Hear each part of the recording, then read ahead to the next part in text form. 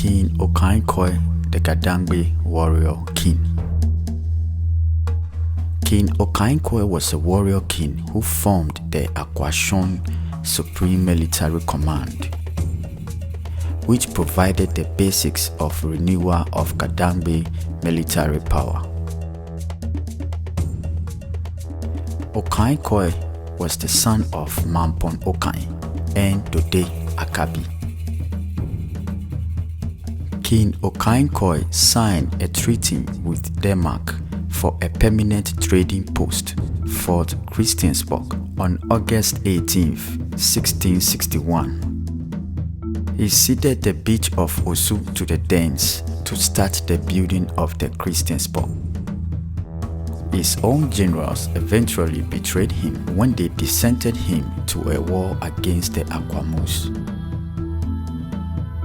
OKAIKOI cursed the dissenters and blessed the loyal generals after he finally took his own life. The death was the beginning of a period of uncertainty in Ga-Dangme history. Women and children, thousands of them were evacuated from Ayawaso because of his courage. His death marked the end of the Ayawaso period. Majority of the Ga people retired to Ancho or Little Popo, and the others resettled or joined kingsmen along the coastal strip. Trades were increasing with Europeans, which had rendered the coast and the Little Accra Gamashin attractive more than Ayawaso.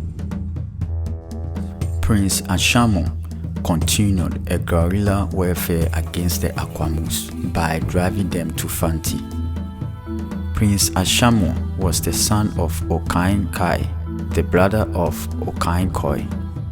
The prince then retired with all the Ga people from La to Nungo and then to the Little Popo. This is where our story ends. OKAIKOI the Gadangme warrior king.